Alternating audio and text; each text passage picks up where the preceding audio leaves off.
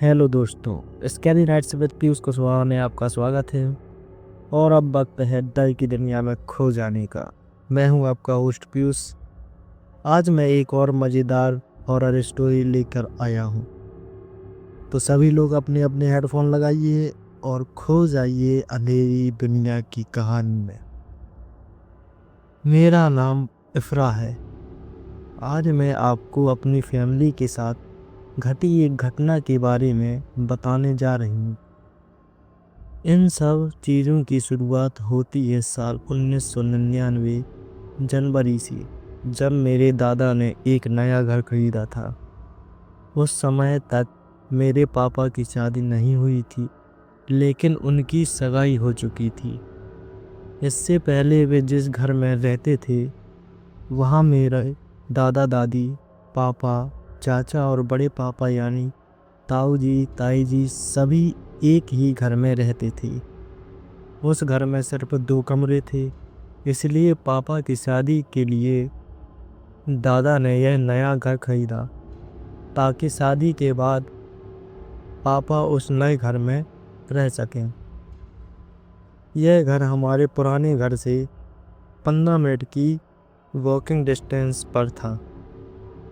फिर अप्रैल 1999 में papa mummy की शादी हो गई, जिसके बाद मम्मी उस नए घर में आकर रहने लगी। दादी पहले ताऊ जी के घर में रहती थी, इसलिए नए घर में उनका मन नहीं लगता था और वे ज़्यादातर पुराने घर में ही रहती थी।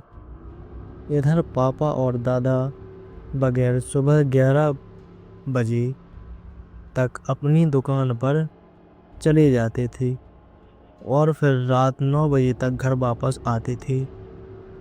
इसी बीच मम्मी घर में बिल्कुल अकेली रहती थी। जैसे कि लोग कहते हैं कि अकेलेपन में नेगेटिव एनर्जी सबसे ज़्यादा महसूस होती है, तो मम्मी को भी धीरे धीरे उस घर में बहुत अजीब लगने लगा। मम्मी की तबीयत भी खराब रहने लगी। फिर साल 2000 में मेरा जन्म हुआ और फिर 2003 में मेरी बहन का जन्म हुआ। मम्मी की तबीयत खराब ही रहती थी। लोग कहते थे कि 2 बच्चे जल्दी हो जाने की वजह से शरीर में कमजोरी आ गई है। मम्मी की उम्र भी तब सिर्फ 30 साल थी और इतनी कम उम्र में वे 2 बच्चों की माँ बन चुकी थी। वह घर जहाँ हम रहते थे, वह 300 गज में बना था। इतने बड़े घर को मम्मी अकेले संभालती थी। हमारा घर पुरानी दिल्ली में था, जहाँ घर एक दूसरे से बिल्कुल सटे हुए होते थे। हमारा घर ऐसा था कि घर में घुसते ही आगे एक बड़ा सा आंगन था और आंगन के सामने दोनों तरफ एक एक कमरा बना हुआ था। सामने दोनों कमरों के बीच टॉयलेट, बाथरूम और किचन बना था। हम लोग बाईं तरफ वाले कमरे में रहते थे। एक दिन मम्मी अपने कमरे में नमाज पढ़ रही थीं। तब उन्हें ऐसा लगा जैसे सामने खिड़की पर किसी ने हाथ रखा हो। वह खिड़की घर के आंगन में खुलती थी। मम्मी को बहुत हैरानी हुई कि खिड़की पर हाथ किसने रखा।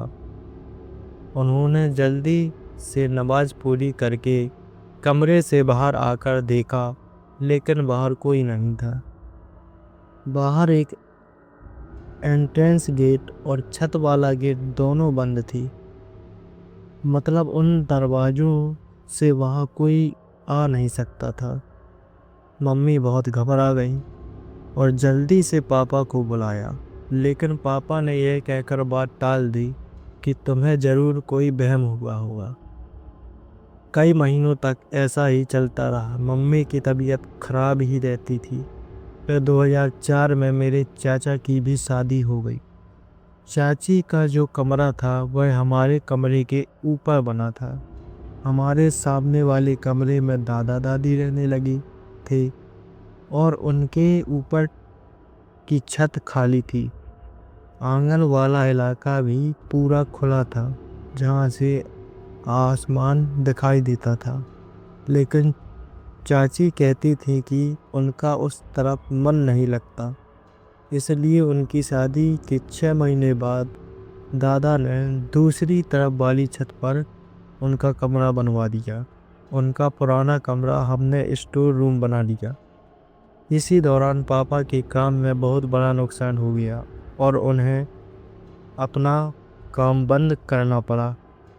इसके बाद पापा ने कई तरह के काम शुरू करने की कोशिश की, लेकिन कोई भी काम नहीं चल रहा था। एक दिन पापा मस्जिद में नमाज पढ़ने गए थे। वहीं एक बहुत बुजुर्ग अंकल पापा के पास आए और बोले, तुम जिस कमरे में रहते हो वहाँ तुम्हारे साथ कोई अनदेखी ताकत भी रहती है जो तुम्हें कभी तरक्की नहीं करने देगी। लेकिन इससे पहले कि पापा उनसे और कुछ बात कर पाते, वह अंकल वहाँ से उठकर चले गए और नवाजियों के भीड़ में गायब हो गए। पापा ने उन्हें अगले कई दिनों तक मस्जिद में ढूंढा, लेकिन वह कहीं नहीं मिले। जब पापा ने यह बात घर में बताई तो दादा बोले, हम एक काम करते हैं, हमारे घर के बगल में ही 45 गज का एक दूसरा घर था जो हमारे घर से सटा हुआ था और उस समय वह घर बिक रहा था। तो दादा ने वह घर खरीद लिया और दोनों घरों के बीच जो दीवार थी उसे तोड़वा दिया। साथ ही उस घर में पेड़ था जिसकी शाखाएं हमारी खिड़की तक आती थी, लेकिन हमारे पड़ोसियों ने वह पेड़ कटवा दिया। उस पेड़ के कटने के बाद तो हमारी हालात और ज़्यादा ख़राब हो गए। माँ को diabetes, blood pressure, thyroid, cholesterol जैसी तरह तरह की बीमारियाँ हो गईं।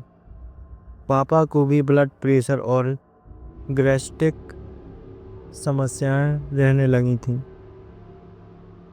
हालात तो यहाँ तक आ गई थी कि कोई काम ना होने की वजह से पापा को 2 साल घर में ही बैठना पड़ा। पापा की सेविंग्स से ही हमारे घर का खर्चा चल रहा था, लेकिन 2 साल तक सेविंग्स कहाँ चलने वाली थी। अब पापा की सेविंग्स भी ख़त्म हो गई और अब शुरू हुआ हमारे साथ वो सब कुछ होना। हमारे बाथरूम में ऊपर की तरफ एक छोटी सी खिड़की थी वेंटिलेशन के लिए, जो पीछे गली की तरफ खुलती थी। एक दिन मुझे उस बाथरूम में एक परछाई दिखाई दी, जैसे कि अंदर कोई खड़ा हो। मैंने घर में सबको बताया तो सब बोले कि बाहर स्ट्रीट लाइट से कोई परछाई दिखी होगी, लेकिन उस वक्त बाथरूम में अंधेरा था तो बाहर से परछाई कैसे दिख सकती थी। फिर कुछ दिन बाद एक रात हम अपने कमरे से सो रहे थे। उस वक्त हमारे बाथरूम का गेट खुला हुआ था, जिससे बाहर की सीढ़ियाँ साफ नज़र आ रही थी। अब सोते सोते अचानक से मेरी आँख खुली तो मैंने देखा कि मेरे पापा बाहर सीढ़ियों पर खड़े हुए। मैंने नींद में ही लेटे लेटे माँ से कहा कि पापा को अंदर बुला लो, पापा बाहर सीढ़ियों पर क्यों खड़े हैं। तो माँ बोली कि पापा उनके बगल में ही सो रहे हैं। माँ की बात सुन के मैं घबरा गई और जल्दी से लैंप ऑन किया। मैं इतना डर गई थी कि बाहर जाकर देखने की भी हिम्मत नहीं हो रही थी। पापा को उठाया तो पापा बाहर देखने भी गए, लेकिन बाहर कोई नहीं था। ऐसे ही एक दिन रात के समय मेरी माँ सो रही थी तो उनको ऐसा लगा कि पापा उनके पास आकर लेटे हैं और उनके साथ अंतरंग हो रही हैं। माँ को सब कुछ अच्छे से महसूस हो रहा था। फिर कुछ देर बाद पापा रूम में बाहर चले गए। इसके बाद रात करीब 2 बजे पापा बाहर से आए और आकर मम्मी के साथ लेट गए। माँ ने कहा कि अभी 1 घंटा पहले ही तो आप मेरे पास से गए थे। पापा बोले, क्या पागल हो क्या? मैं तो डिनर करके सीधे बाहर चला गया था और बस अभी घर आया हूँ। ये सुनते ही माँ के तो पैरों तले ज़मीन खिसक गई। माँ ने तभी हंगामा कर दिया और उस कमरे में रहने से साफ मना कर दिया। तो इसके बाद हम उस कमरे को छोड़कर जिस कमरे में पहले चाची रहती थी, जिसको बाद में स्टोर रूम बना दिया था, वहाँ शिफ्ट हुआ है। ये कमरा भी हमारे पहले वाले कमरे के ऊपर था और घर के दाहिने तरफ ही पड़ता था। वहाँ से जाने के बाद हमने वहाँ एक लाइट छोड़ दी, जिससे कि रात में वहाँ अंधेरा ना रहे। लेकिन अगले ही दिन वो लाइट खराब हो गई। हमने वो लाइट बदली तो अगले दिन वो लाइट फूटी पड़ी मिली। इसके बाद हमने वहाँ 7-8 लाइट्स बदली, लेकिन हर बार ऐसा ही होता था कि लाइट्स अपने आप खराब हो जाती। लेकिन फिर 2 महीने बाद वो जगह किसी ने अपने गोदाम बनाने के लिए खरीद ली और दोनों घरों के बीच दोबारा दीवार खड़ी कर दी गई। अब हम नीचे जिस कमरे में गए थे, वहाँ बेड पर लेटे लेटे नीचे का किचन साफ नजर आता था। एक रात सोते सोते मेरी आँख खुली तो मेरी नज़र नीचे किचन पर गई। मैंने देखा कि वहाँ से कोई परछाई झांक कर मुझे देख रही थी। लेकिन तब तक हमारे साथ इतना कुछ हो चुका था कि इस बार मैं डरी नहीं, बस चुपचाप दूसरी तरफ मुँह करके सो गई। घर में कितनी बार हम लोगों को सोते हुए कोई अपने पास बैठा दिखाई देता। हम सबको ही घर में परछाई दिखाई देती थी, लेकिन हमारी मजबूरी थी कि हम चाहकर भी उसे छोड़ नहीं सकते थे। और वो जो भी चीज़ थी वो हमें दिखती तो थी, लेकिन हमें कभी कोई नुकसान नहीं पहुंचाती थी।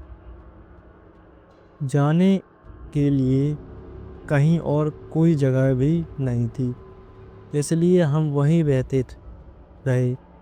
लेकिन एक चीज़ हमें समझ आ गई थी कि उस घर में जो भी चीज़ थी वो घर की दाहिनी साइड वाले हिस्से में ही रहती थी, क्योंकि बाईं साइड वाले हिस्से में नीचे दादा दादी और उनके ऊपर चाचा चाची आराम से रहते थे। घर का किचन भी दाहिनी साइड पर ही था, इसलिए वो परछाई वहाँ भी दिखती थी। फिर एक दिन शाम 5 बजे के करीब मेरी दादी हमारे वाले रूम में सो रही थी, तो दादी ने साफ साफ देखा कि एक परछाई हमारे कमरे की दीवार से अंदर आई और सामने दूसरी दीवार के अंदर जाकर गायब हो गई।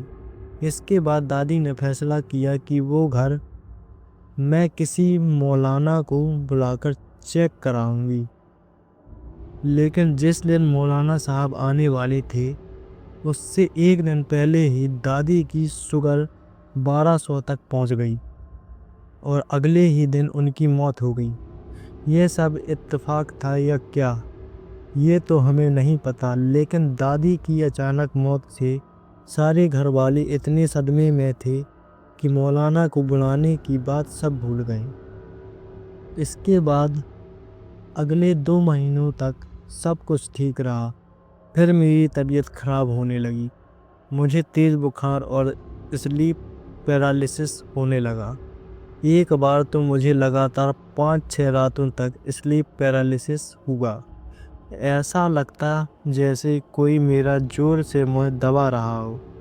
मैं हिल भी नहीं पाती थी, ना मुँह से कोई आवाज़ निकलती थी। मैं इतनी डर गई थी कि माँ पापा के बीच में सोने लगी थी।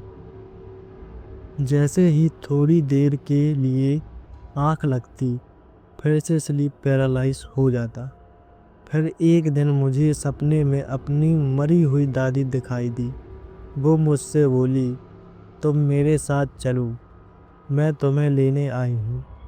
ये सपना देखकर मैंने नींद में ही जोर से चीख मारी।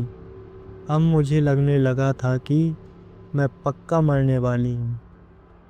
इसलिए मैं सारी नमाज पढ़ती रहती थी, ताकि अगर मैं मर भी जाऊँ तो ईमान की हालत में मरूँ। मेरे चेहरे पर ऐसे निशान बन गए थे जैसे किसी ने मेरे चेहरे को नोच दिया हो। मैंने तब अपने चेहरे की फोटो भी ली थी, लेकिन पापा ने वो पिक डिलीट करवा दी। डॉक्टर को बुलाया तो उन्होंने बताया कि ये अपनी दादी की मौत की वजह से डिप्रेशन में है। फिर मुझे एक झाड़ फूक करने वाले को दिखाया। उन्होंने मुझे चेक करने के बाद बताया कि मैं बिल्कुल ठीक हूँ। उन्होंने कहा, तुम्हारे घर में कोई साया तो है, लेकिन वो तुम्हें कोई नुकसान नहीं करेगा।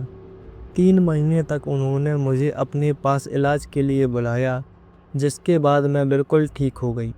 लेकिन इसके बाद मेरे बाल बहुत झड़ने लगी। सिर के पीछे की तरफ तो गंजेपन का निशान भी बन गया था, जिसे मैं आज तक काजल से ढककर रखती हूँ।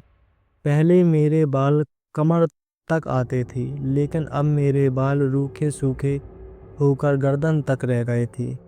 इस बारे में मैंने उन्हें बताया तो बोले, जो भी चीज़ तुम्हें सता रही है उसने तंग करना बस इसलिए छोड़ा है क्योंकि अब वो तुम्हारे बालों की खूबसूरती अपने साथ ले गई है। अब तुम्हारे बाल हमेशा ऐसे ही रहेंगे। लेकिन मैं खुश थी कि कम से कम मेरी जान तो बच गई। इस घटना के 6 महीने बाद ही मेरी सगाई भी हो गई। सगाई के कुछ दिनों बाद एक शाम में टहलते हुए फ़ोन पर अपने मंगेतर से बात कर रही थी। फिर कुछ देर बाद जैसे ही मैं थककर बिस्तर पर बैठी तो अचानक से मुझे ऐसा महसूस हुआ जैसे 2 सेकंड के लिए पूरा बिस्तर जोर से हिला हो। मैं एकदम से घबरा के उठ गई। माँ तब सामने ज़मीन पर बैठी थी। उन्होंने पूछा, क्या हुआ? तो मैंने उन्हें इस बारे में बताया। उन्होंने मुझे अपने पास बैठा लिया। कुछ ही देर बाद पापा भी आकर उस बिस्तर पर लेट गए। लेकिन सुबह तक पापा की तबीयत बहुत खराब हो गई। पापा की हालत इतनी खराब हो चुकी थी कि सुबह जब वह चाय पी रहे थे तो गर्म चाय उनके हाथ में उनके ऊपर गिर गई। लेकिन उनकी इतनी भी हिम्मत नहीं हो रही थी कि उठकर अपने कपड़े साफ कर सकें। माँ ने ही पापा के कपड़े बदली। फिर रात तक जब पापा की तबीयत नहीं सुधरी तो हमने उन्हें अस्पताल में भर्ती करवा दिया। डॉक्टर ने बताया कि उनकी किडनी सिर्फ 30% काम कर रही है। हमने 4 अलग-अलग अस्पतालों में पापा को दिखवाया, लेकिन हर जगह डॉक्टर एक ही बात कर रहे थे। उस वक्त हम सब बेहद डर गए थे। उसी दौरान मेरा बीएससी का प्रैक्टिकल एग्ज़ाम चल रहा था, लेकिन मुझ में इतनी हिम्मत नहीं थी कि मैं पेपर दे सकूं। इसलिए मैंने प्रैक्टिकल छोड़ दिया। मैं एक अच्छी स्टूडेंट थी, इसलिए टीचर्स को भी हैरानी हुई कि मैंने पेपर कैसे छोड़ दिया। शाम तक मेरे पास 8 टीचर के कॉल आए। तब तक सबको पापा के बारे में पता चल चुका था। पापा अभी भी अस्पताल में ही थे। चाचा, माँ और मेरी मंगेतर पापा के साथ अस्पताल में रहते और मैं और मेरी बहन घर पर दादा और चाची के साथ रहते थे। हम उनके ठीक होने की दुआ करते रहते, यहाँ तक कि हमारे अपने सबसे पवित्र स्थान मक्का मदीना में भी उनके लिए दुआ कराई। अल्लाह के करम से 4 दिन के अंदर पापा की रिपोर्ट्स बिल्कुल ठीक हो गई। पहले उनकी जो किडनी 30% ही काम कर रही थी, अब अचानक से 83% काम करने लगी थी। डॉक्टर भी हैरान थे कि ऐसा कैसे हुआ। उन्होंने खुद कहा था कि यह तो चमत्कार है, ऊपर वाले ने ही इन्हें नई जिंदगी दी है। 15 दिनों बाद पापा घर वापस आ गए, लेकिन अगले 7 महीने तक उनका इलाज चलता रहा। इस घटना के बाद दादा ने फैसला लिया कि अब उस कमरे में कोई नहीं रहेगा और अब हम बाईं तरफ वाले दादा दादी के कमरे में शिफ्ट हो गए। दादी की मौत हो चुकी थी, इसलिए दादा 1 महीने हमारे कमरे में सोते और फिर 1 महीने चाचा के साथ। उस कमरे से जाने के बाद फिर हमारे साथ कोई परेशानी नहीं हुई। हमारा वो कमरा जहाँ माँ शादी के बाद आई थी, उसके ऊपर वाला चाची का कमरा जहाँ बाद में हम शिफ्ट हुए थे, उसके ऊपर छत और किचन तक सब जगह फेंसिंग कर दी गई। वहाँ सबका आना जाना बंद कर दिया गया और एंट्रेंस गेट के पास ही एक किचन बना दिया गया। इसके बाद हमारे साथ सब कुछ ठीक हो गया। एक सवाल आपके मन में आ सकता है कि इतना सब कुछ हो गया मगर हमने वह घर क्यों नहीं छोड़ा। इसका कारण यह है कि पापा को काम में बहुत नुकसान हो चुका था, इसलिए वह अब बस 18,000 की नौकरी करते थे। चाचा को भी अपनी दुकान से कोई स्थिर कमाई नहीं होती थी। कभी 50,000 आ जाते तो कभी 10,000 भी नहीं आती थी। दादा की उम्र भी हो चुकी थी, इसलिए उन्होंने काम पर जाना छोड़ दिया था। चाचा की भी 2 बेटियां थी। 9 लोगों की फैमिली के हिसाब से इतना बड़ा घर किराए पर लेना बहुत महंगा पड़ रहा था। दोनों भाई मिलकर भी ज़्यादा से ज़्यादा 50,000 ही कमा पाते थे। हमने यह भी कोशिश की कि इस घर को किराए पर देकर उसी के पैसे से कहीं और किराए पर घर लें, लेकिन जो भी किराएदार वहाँ आता उसके साथ उस घर में कुछ ऐसा हो जाता कि वह बीच में ही घर छोड़कर भाग जाता। पूरे इलाके में हमारे घर की बात फैल चुकी थी, इसलिए अब कोई किराए पर भी वह घर लेने को तैयार नहीं होता था। इसलिए हमें मजबूरी में वहीं रहना पड़ा। फिर पापा के ठीक होने के कुछ महीनों बाद 2019 में मेरी शादी हो गई और शादी के 5 महीने बाद मैं प्रेग्नेंट हो गई। मेरे पति की सिर्फ एक बहन है जो कि शादीशुदा है। पति के माता पिता का भी देहांत हो चुका था, इसलिए घर पर बस मैं और मेरे पति ही रहते थे। मगर जब मेरी प्रेगनेंसी का पता चला तो माँ ने मुझे अकेले रहने से मना कर दिया और अपने पास बुला लिया। क्योंकि मेरे पति नौकरी पर चले जाते थे तो सारा दिन मैं भी माँ की तरह घर पर बिल्कुल अकेली रहती थी। इसलिए प्रेगनेंसी में उन्होंने मुझे अकेले नहीं छोड़ा और अपने पास बुला लिया। हालांकि मायके में भी हमारे साथ बहुत कुछ हो चुका था, इसलिए वहाँ भी थोड़ा डर लगता था, लेकिन ससुराल में अकेले रहने से बेहतर था। लेकिन फिर मेरी प्रेगनेंसी में भी कुछ कॉम्प्लिकेशन हो गई। मैं हर समय बेड रेस्ट पर ही रहती थी, बस खाने के लिए ही उठती थी। बेबी की मूवमेंट भी महसूस नहीं होती थी, इसलिए हमेशा टेंशन लगी रहती थी। फिर मार्च 2023 में कोरोना वायरस की वजह से लॉकडाउन लग गया। तब मेरे 7वां महीना चल रहा था और फिर 1 अप्रैल को 7वें महीने में ही मुझे अचानक से लेबर पेन शुरू हो गया। तो अब जल्दी से पास के क्लिनिक में गया। वहाँ डॉक्टर ने कहा कि डिलीवरी करनी पड़ेगी, लेकिन बेबी को NICU में रखना हुआ और उनके क्लिनिक में NICU नहीं था, इसलिए हमें फिर प्राइवेट हॉस्पिटल जाना पड़ा। कोरोना वायरस की वजह से तब लॉकडाउन लगे हुए सिर्फ 1 हफ्ता हुआ था, इसलिए प्राइवेट हॉस्पिटल में सबसे पहले उन्होंने मेरे फीवर चेक किया तो मुझे 102 डिग्री बुखार था। डॉक्टर ने मेरी डिलीवरी करने से मना कर दिया और गवर्नमेंट हॉस्पिटल जाने को कहा, लेकिन गवर्नमेंट हॉस्पिटल में तब सिर्फ कोविड के पेशेंट ही एडमिट किए जा रहे थे। उन्होंने भी मुझे एडमिट करने से मना कर दिया। फिर हम दिल्ली के एक बहुत ही महंगे हॉस्पिटल बिलके मैक्स में गए। वहाँ डॉक्टर ने पहले ही बोल दिया कि डिलीवरी तो सी सेक्शन से ही करनी पड़ेगी, लेकिन बच्चे के बचने की गारंटी नहीं है। हम उम्मीद छोड़ चुके थे, लेकिन अल्लाह के करम से 2 अप्रैल 2020 को ठीक 2:02 पर मेरा बेटा पैदा हुआ, मगर प्रीमेच्योर होने के बावजूद वह बिल्कुल स्वस्थ था। 7वें महीने में भी उसका वजन 2 किलो था। डॉक्टर ने कहा कि यह तो ऊपर वाले का ही कोई अच्छा इशारा है, क्योंकि उसकी पूरी डेट ऑफ बर्थ में बस दो ही आता है।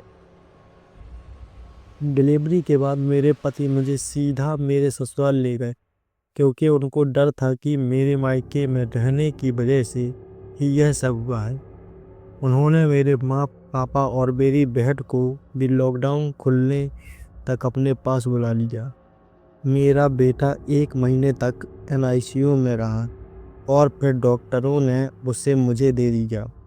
आज हमारी शादी को 6 साल होने वाले हैं, लेकिन मेरे पति आज भी मेरे मायके को ही वजह मानते हैं मेरी ऐसी अचानक डिलीवरी होने की। मगर मेरा बेटा बिल्कुल ठीक है और स्वस्थ है।